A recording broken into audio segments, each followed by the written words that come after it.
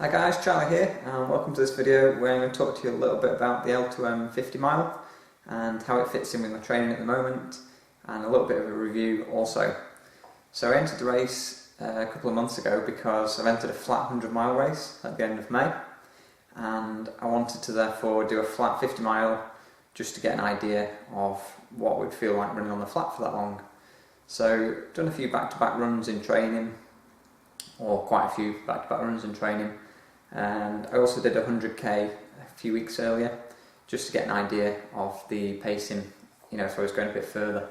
So based on everything I'd looked at, I'd worked out that I could probably run around about 7-minute mile pace for a 50 mile flat trail race. If I was doing the 100 mile, it's obviously twice as far, so no, I'm not expecting to run the same pace for double the distance. A few people have asked that. Not ruling it out completely, I'd be fully open to that happening. That would be a good day, but at the moment that isn't the plan. So I was running the 50 miles, a 50-mile race, and in terms of how it felt, I know I've got 6 weeks of good training still before the 100 mile, so it gives me enough time to make some changes and make some improvements still, and also iron out any issues. So the race went well. I was aiming to get under 6 hours and I came in 5 hours 58, which is, couldn't hit fine, but it was thereabouts where I expected, and I was quite happy with that overall. So the actual early on in the race, I was actually running faster than what I expected with the same effort level. So my actual aerobic fitness was better than I was thinking, and the pace I was running at felt a bit too easy, so I did go a little bit quicker early on. And all was going well until, I think it was just before Warrington, it was just after Widnes, and there was a loose dog, which, it didn't bite me, but it jumped up at me and came in front of me. It was only saying hello apparently, according to the owner, but with its teeth out and growling and things. So I had to sidestep it so I didn't trip over it. I didn't want to fall over. And as I did that, it made my left hamstring cramp up a little bit. So I had like a weird, it wasn't properly cramping, but it felt like it was about to, like a weird twinge. Something I've not had before. Obviously I've had cramps before, but not sort of so early on in a race, and it didn't feel very good. So after that I wasn't really sure whether I should stop and do some stretches or try and mobilise something around there, or whether I should just kind of slow down or speed up, or what I should do. So it was a little bit awkward. I did try and slow down and just stretch out around my hips a little bit, but I didn't stretch the hamstring directly because it already felt a little bit tight from that. So I didn't want to stretch something that already felt tight. So that's, like if you have an elastic band and it's pulled tight and you stretch it some more, it's going to go ping, isn't it? So I didn't really want to do anything too aggressive with it, so I just persevered. I carried on and I experimented a little bit. I went a little bit quicker, and it didn't feel worse. It was still there, and I went a little bit slower, and it still was there again. So I tried to carry on at the same sort of pace. In terms of this pace, it was fairly even. I did run a slightly slower second half, but the second half of the course is slightly more rough underfoot, and there's a few more a few more gates and things, so it's probably slightly slow, but it is pretty much even. There's not really much of a difference. And if you do look on the profile, it's the most gradual of gradual incline to go up, but it's pretty much as flat as a flat of a race as you're going to find for 50 miles on the trails. So in terms of what I did for the race, the night before, I didn't have an incredibly massive meal or anything, but for about 36 hours before the race, increased carbohydrate content slightly, just to make sure that my glycogen stores were topped up.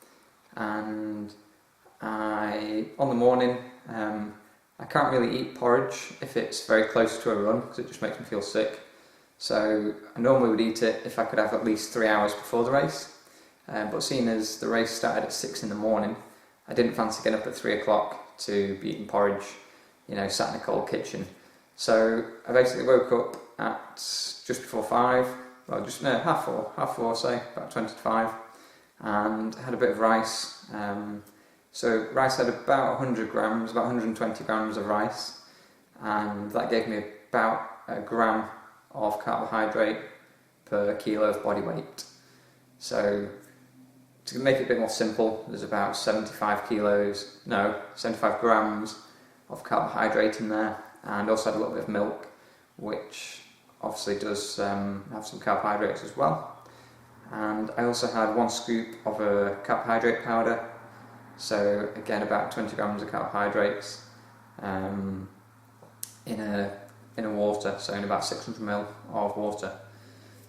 So altogether you're probably looking at about 100 grams of carbohydrates on top of what I've already got in glycogen stores, and obviously body fat as well.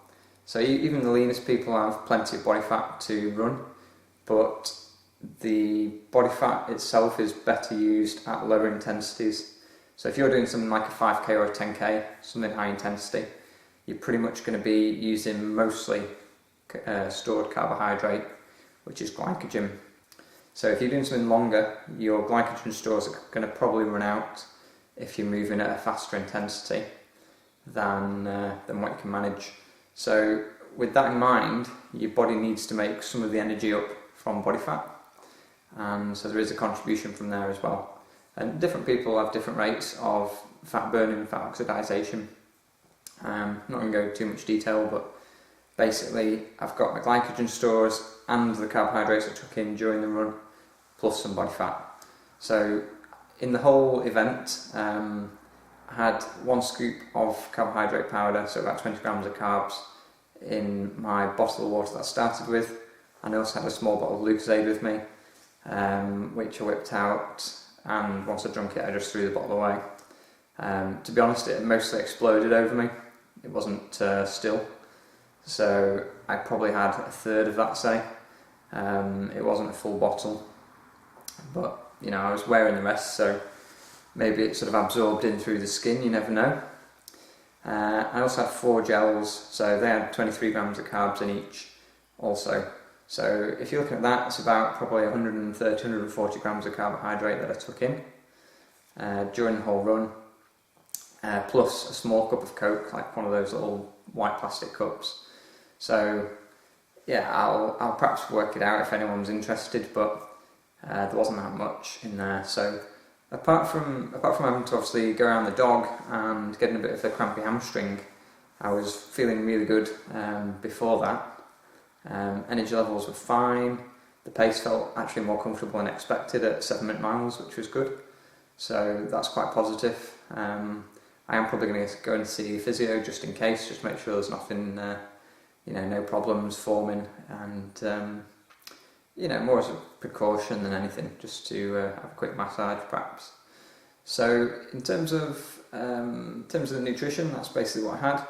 So in total, fluids had 500 ml, which had the carbohydrate powder in, plus I topped up my water at a checkpoint, I think it's checkpoint 5, so I didn't quite finish that, but had roughly a litre of water, 2 or 3 mouthfuls of Lucozade and a small cup of Coke during the event. In terms of the pacing, I did slow down slightly in the second half, but as I'd run quicker in the first, that was fine.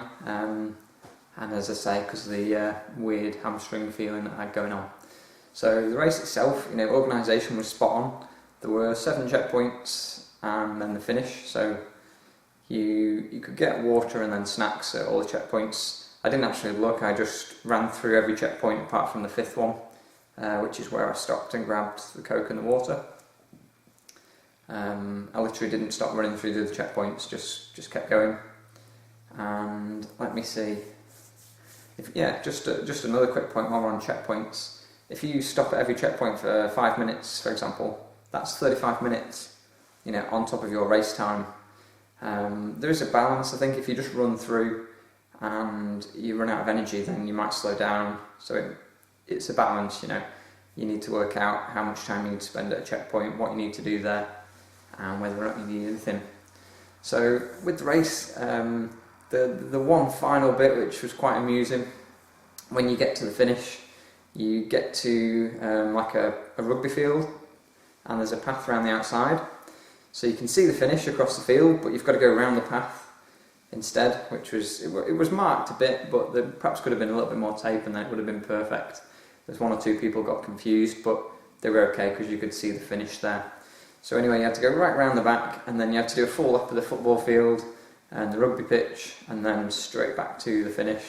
So as I got there, I knew I was within a kilometre of the finish, and I was just looking, how far I've got to run round. So I knew I had plenty of time when I got there. I was about 5 minutes or 7 minutes, I think, under, with just over a kilometre to go. So I knew I was going to be just about underneath the 50 mile there. So what I'll do in the future is obviously update on my training for the 100 mile. This week I'm just having an easy week. So since the race was on Saturday, Sunday morning, I don't know why, but I woke up really early. So I was up and out. I went on the bike for half an hour, just did an easy few miles on the bike. Also went walking, just like round the block at home, not hiking or anything, just an easy walk, just to loosen the legs off. And to be honest, it actually felt okay. I was expecting a bit of, at least a bit of achiness, but been on the foam roller, bit of stretching. And today's now Monday, so today's another easy day. I go on the bike, but for a little bit longer. Still nice and easy. My fitness isn't going to improve from going out and pushing myself for the next day or two. So tomorrow, maybe Tuesday, maybe Wednesday, I might go out for a run again. I'll do some climbing, definitely tomorrow if I don't go out today. And again, just a bit more cycling this week. So this week's more about recovery. Then I've got another block of training leading up to the 100 mile. I'd quite like to do a few marathons as training, maybe even some short ultras, but more as a training run to the 100 mile than to really push myself and go for any PBs. If you've got any questions specific to the 50 mile race, let me know. Happy to answer them. And just before I go, if you like medals, you're definitely going to want to check it out next year. Right, look at the state of that, it's huge.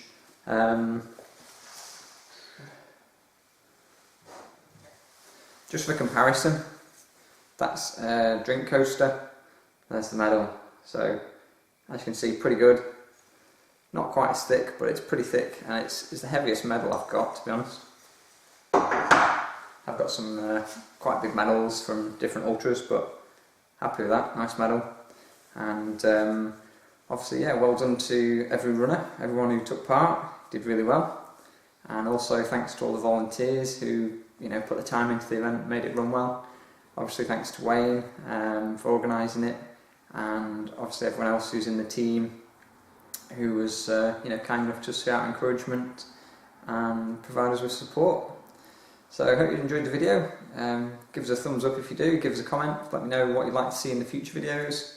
And if you've got any specific questions on the L2M 50 mile, or training questions, anything like that, give us a shout, let me know, and we'll speak soon.